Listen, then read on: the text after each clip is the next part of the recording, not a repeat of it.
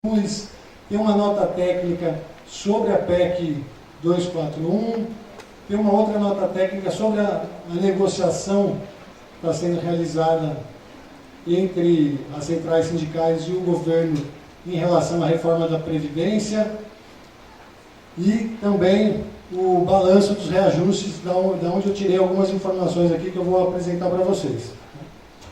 Então, aqui, para começar, esses dados eu organizei todos eles de 2011 para cá. Então, são os últimos 5 anos, desde o início do primeiro mandato da presidente Dilma. E aqui é o PIB acumulado nos últimos 4 trimestres, né? Então é sempre o PIB trimestral acumulado nos 4 trimestres anteriores. Então a gente percebe que em 2011 o PIB estava crescendo 6,5% e ele foi caindo, né? Caiu ali para 1,9% no fim de 2012, deu uma leve retomada até fim de 2013, ali onde fechou em 3%, e desde então ele vem despencando, né? Ao passo que agora ele está no menos 4,9%. Então esse é o último dado, né? E aí a gente viu que, apesar da mudança do governo, já vai completar 6 meses, o PIB continua caindo, né? E aí uma das explicações para esse resultado tão negativo. Esse dado aqui é a taxa de juros, né, que a gente chama de taxa Selic, que é a taxa básica de juros da economia. É a taxa que o governo paga para quem é detentor de títulos da dívida pública. Então, as pessoas que emprestam dinheiro para o governo, né, as empresas, os fundos de investimento, os bancos, que emprestam dinheiro para o governo, são remunerados de acordo com essa taxa. E a gente vê aqui que ela, em 2011, chegou a 12%, daí houve um esforço muito grande do governo para baixar essa taxa. E ela chegou a 7,25% em meados de 2013. O que, se a gente considerar essa taxa menos a taxa de inflação, né, o IPCA, que é o Índice de Preço ao Consumidor Amplo, é o que a gente chama de juros reais. Então é o que o investidor recebe descontado a inflação. No caso ali, quando estava 7,25%, a inflação estava um pouco abaixo de 6%, a gente tinha uns juros reais de mais ou menos 2%. A menor taxa de juros reais da história do Brasil, né? Só que isso o governo não conseguiu sustentar. Então foi naquele período em que, como foi dito de manhã, começou uma campanha muito forte via grande imprensa, né, via televisão, via as principais revistas e jornais, para que se elevasse novamente a taxa de juros, né? Então começou aquela coisa da inflação.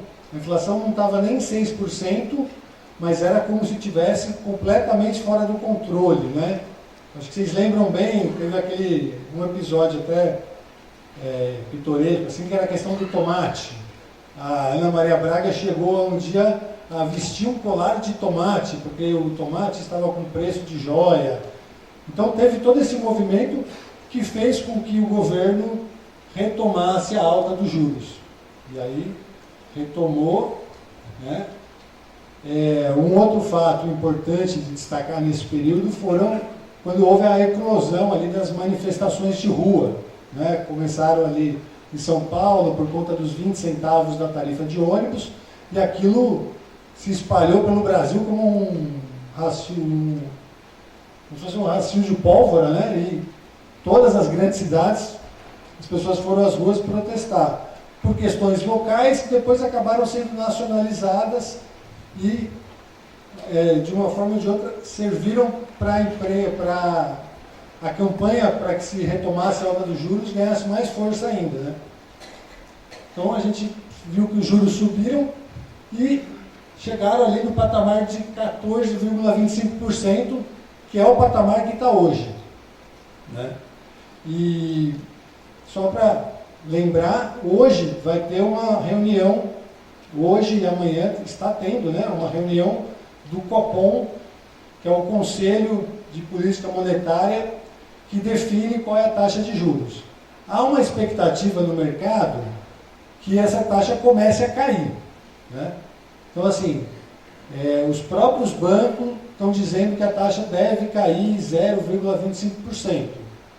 E as centrais sindicais estão, de forma unitária, pressionando para que essa queda seja muito maior, né?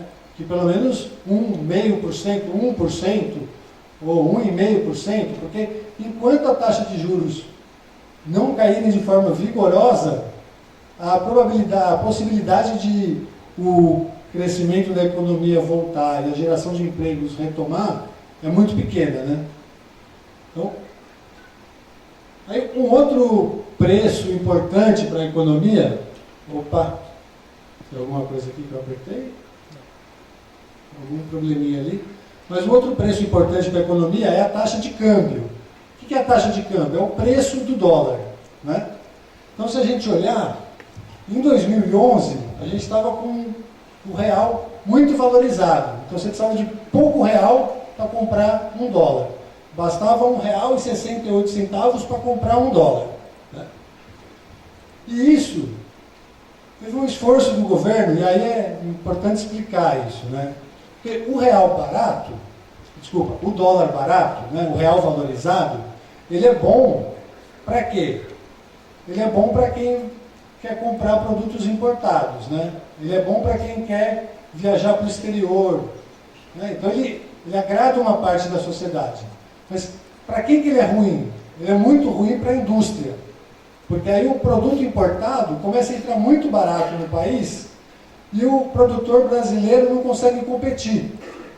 Então a gente teve um grande período aí. Isso, se a gente voltasse no gráfico ali no tempo, a gente ia ver que desde os anos 90 a gente tem o real sobrevalorizado, o que torna a produção nacional sem condições de competir com o produto estrangeiro importado.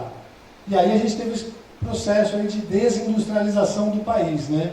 Essa avalanche de produtos importados, especialmente produtos chineses, né? Que muito se comentou. Isso era um problema, porque a gente estava tendo um ganho de renda, então as famílias estavam com mais poder de consumir, né? Os trabalhadores estavam conseguindo ter aumento real todo ano, o salário mínimo estava aumentando, só que na hora de consumir, esse consumo ele vazava para fora do país. A gente não consumia, o nosso mercado interno que se fortaleceu, ele foi, digamos assim, invadido pelos produtos importados. Então, o governo resolveu fazer uma política de desvalorização da moeda para tornar a produção nacional mais competitiva. Só que isso, claro, foi feito de forma sem muita estabilidade. Então foi feito meio que aos trancos e barrancos, às vezes mais por necessidade do que por vontade. E a gente chegou ali ao ápice, né, que foi quando o dólar chegou a R$4,05.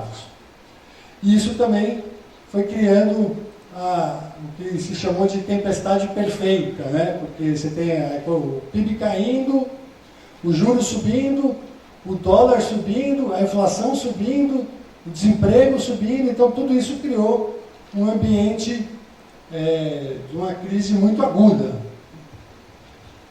Mas havia uma expectativa de que, se o dólar se mantiver ali entre R$3,80, R$4, nossas exportações vão aumentar muito e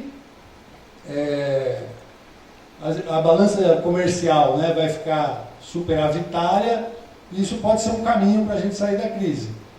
Mas não foi isso que aconteceu, porque a crise não é uma crise só do Brasil, né, é uma crise internacional.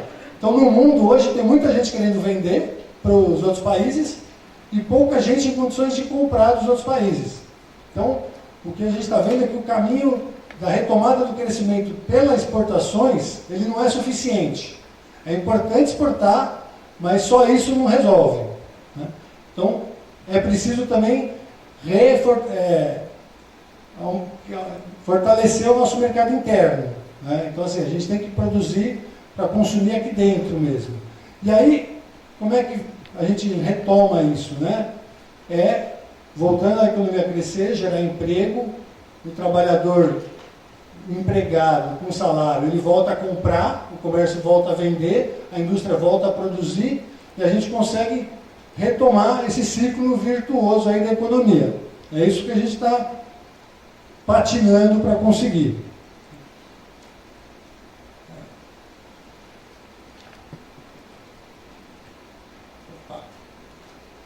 E aqui, aqui então eu estava falando do dólar, né, do câmbio, e esse gráfico seguinte, está encrespando aqui, esse aqui é da inflação segundo o IPCA. O IPCA é o Índice de Preços ao Consumidor Ampliado, é o índice oficial usado pelo governo, né, para definir a sua taxa de juros e para definir uma outra série de outros preços, né, de contratos. Ele é diferente do INPC, que acho que vocês estão mais acostumados a acompanhar, que é o Índice Nacional de Preços ao Consumidor, e é o índice que baliza aí a grande maioria das negociações coletivas, né? Por que para negociar salário se usa o INPC?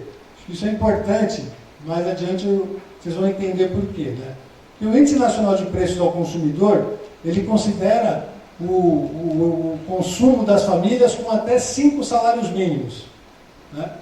Então ele pega a grande maioria dos trabalhadores. E a gente sabe que nessa faixa de renda, quando tem um aumento do preço dos alimentos, por exemplo, impacta muito mais no orçamento, né?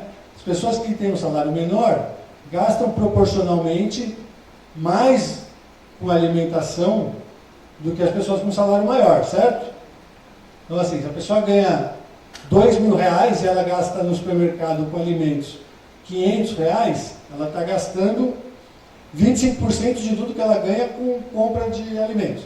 Se a pessoa ganha R$10.000 e gasta os mesmos R$500, ela está gastando só 5% do que ela ganha com compra de alimentos, né? Então, assim, por isso que é o INPC. E aqui